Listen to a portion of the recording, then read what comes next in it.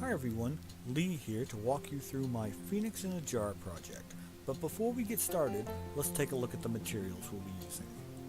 Okay, first off we have some newspaper, and I've gone ahead and torn mine into some rough strips. We also have crafting wire. This is to build our armature, and the crafting wire is just a thin metal wire that's really flexible but will hold up under the weight of the newspaper and the clay we put on it. This stuff runs anywhere from $2 to, I've seen it as high as $15 depending on the gauge. We don't need anything fancy, just the cheap stuff, and you can get that anywhere from Walmart to craft stores to even your local hardware store. But if you don't have access to this type of wire, a bent up piece of coat hanger will serve you just as well. It might be a little bit harder to put it to shape though, so remember that. And wire cutters, because we're going to be needing to trim that wire down to a size that will fit nicely into our jar. Masking tape. Hot glue. Now you won't be seeing me actually apply the hot glue in this project, but you will see the glue that has been applied, and I'll walk you through where it needs to go. Okay, up next we have some scissors, and the scissors, I'll primarily be using the small one. Those are fabric scissors, and we'll be cutting a lot of small pieces out of fabric. I also have some paint brushes in different sizes, a variety of paints. I'm using acrylic, and we have some nail polish gloss. That's available at any drugstore, and I'll be using it to put a bit of a shine on the Phoenix's beak after it's painted.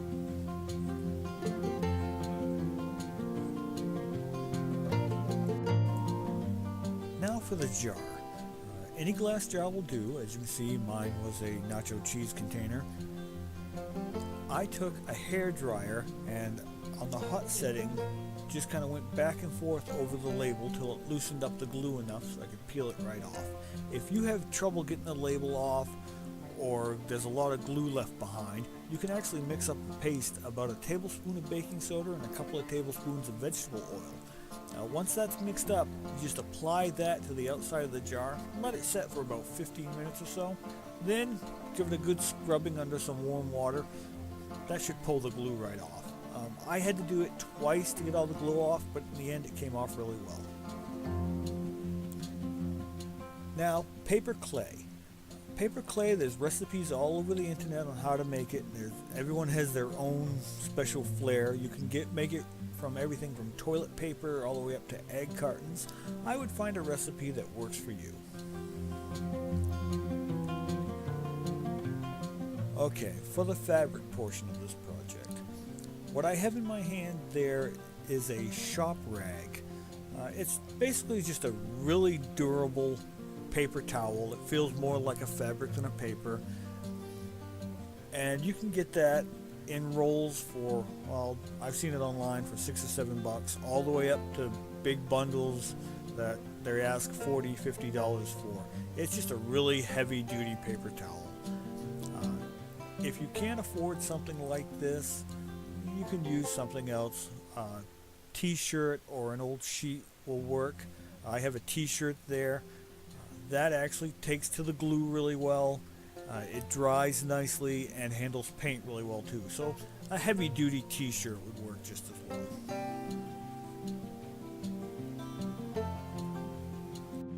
Last few things we're going to need are glue.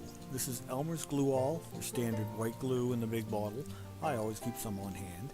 And we're going to need some screwdrivers. These are eyeglasses screwdrivers, they're real small. And we'll need an egg carton, a cardboard one. We're basically just after the little dividers in the center, like that right there. And you'll need sandpaper, either fine or extra fine grit, and gesso. Gesso can be found in craft shops, or you can find a recipe for it online and make your own like I did. Okay, let's get started. To begin with, we're going to trim off a length of our craft wire. About 5 inches or so ought to do it. Now we're going to bend and shape it. We're shooting for a coiled serpent look. There we are. And we're going to loop some around over on itself to make the head. Now we're going to start wrapping newspaper around that. pin it down with the masking tape. And we'll repeat this process several times as we work our way down the body of the phoenix.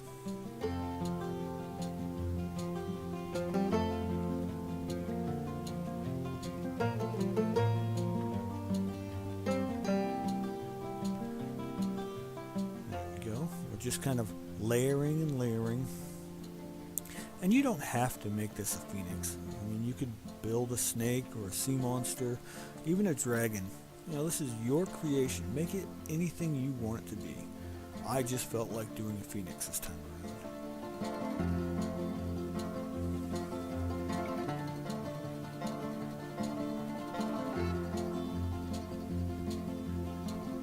There we are, and we keep on adding paper. We want to get that whole wire covered up. And once you get it done, if it's a little top heavy, you can just keep adding more newspaper to the lower parts of it to shift the weight. As you can see, mine tipped over, so I just kind of added another layer. And during this time too, you can still be tweaking and tugging at that wire.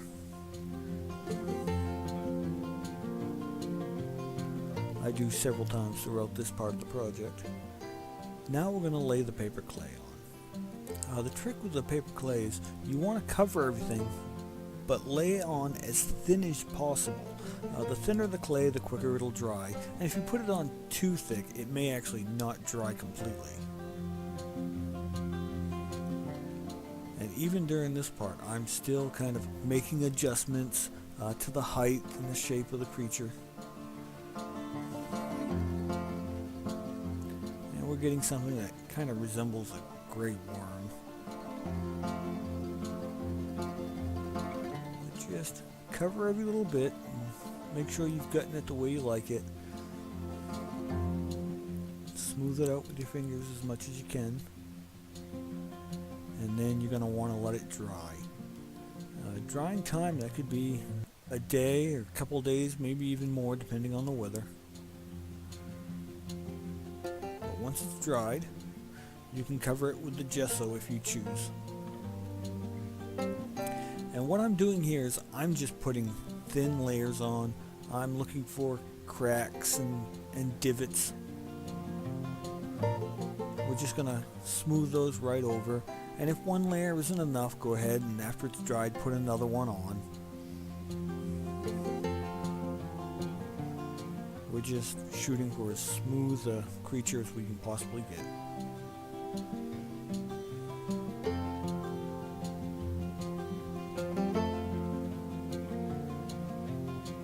And once it's dry, we're going to take the sandpaper and just kind of briskly rub over it. Like that. And any place where the gesso has dried and left a bit of a clump, you just want to smooth it out, get everything looking nice and polished.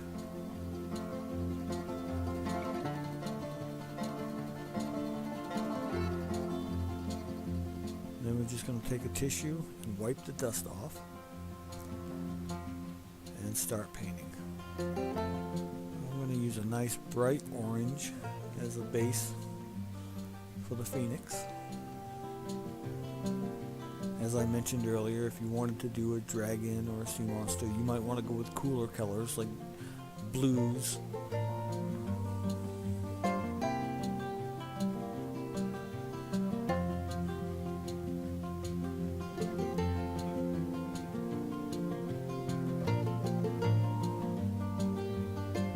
Just gently going over, make sure we get everything covered. Once that's dried, I'm actually taking some magenta and I'm going over the head, and that's just going to make it pop.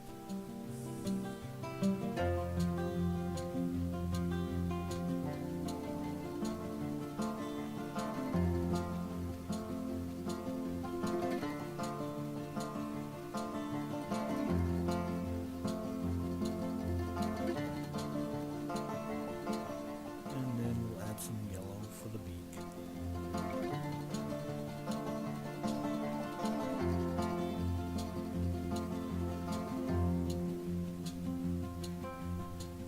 once that's dried, I'm actually going to take some white and we're going to fill in the whites of his eyes. And I actually really enjoy this part of the project. To me, this is where the creature really starts to come to life.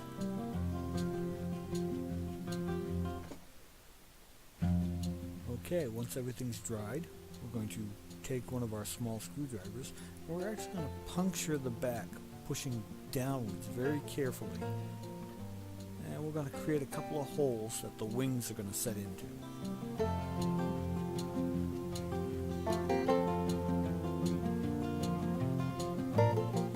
Once we get those set, we can take some of our wiring.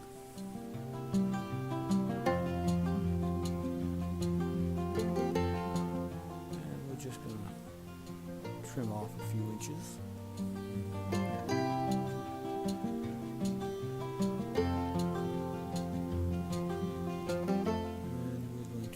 It into the holes and fit it.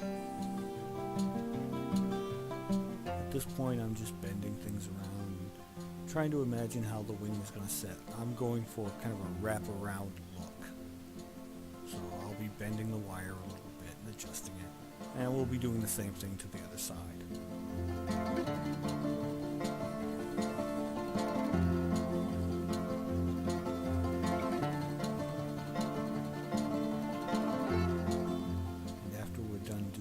Making sure everything fits right. We'll be taking some of the fabric and we're going to be cutting out cloth for the wings.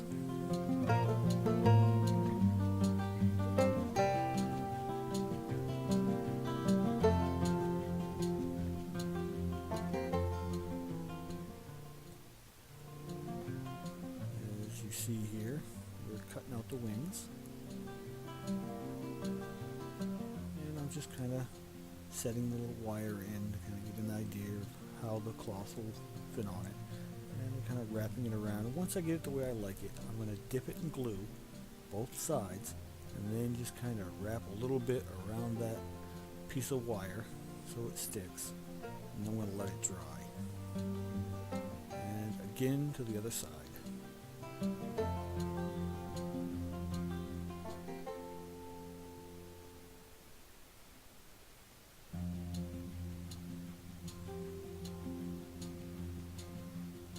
While that's drying, I've taken my little scissors and I'm cutting out more fabric. These are just little diamond shapes to use as feathers. And you want to cut out enough to cover both wings.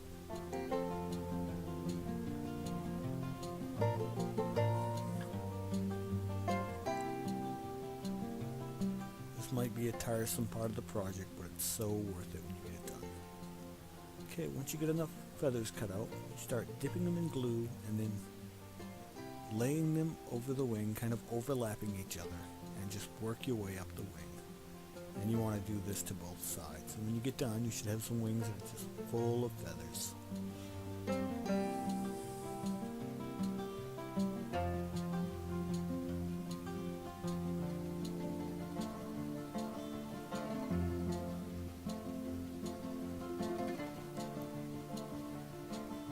And when those are dry, you can start painting over those.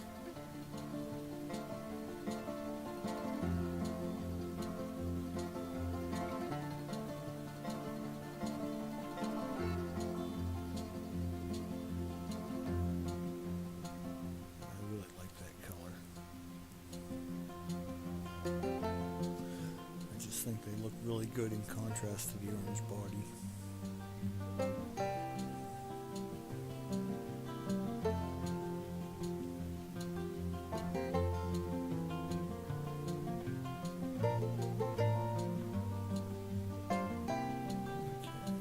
Once that's dry, go ahead and paint the inside of the wing. So we don't want people seeing white.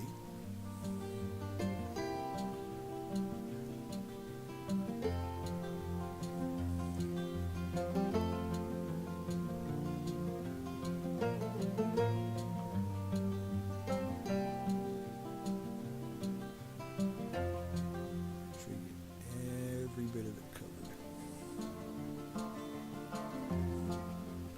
And then leave that to dry.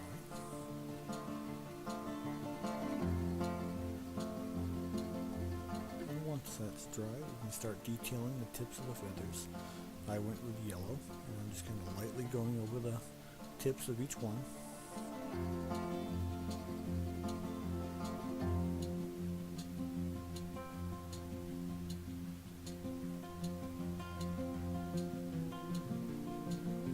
And a nice pink to fill in the eye.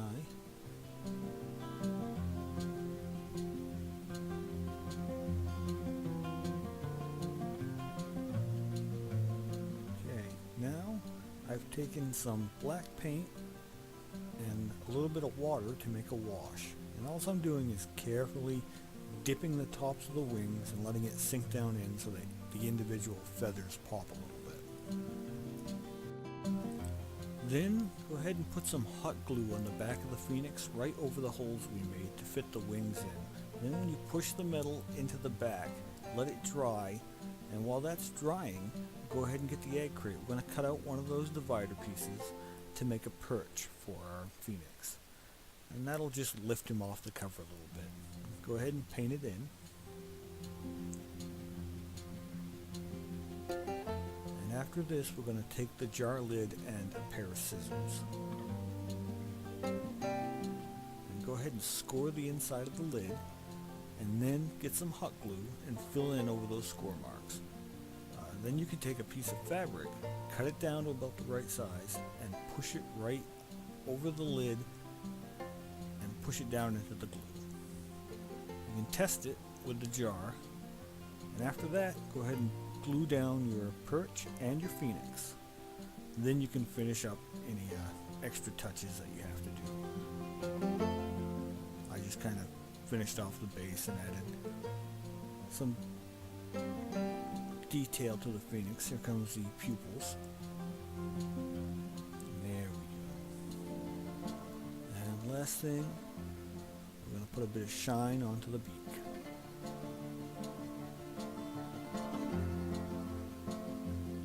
I just love how that came out. There is our finished phoenix. Thank you for spending this time with me. I hope you enjoyed the creative process, and I'd love to see some of the things you've made. Have a great day and happy imagining.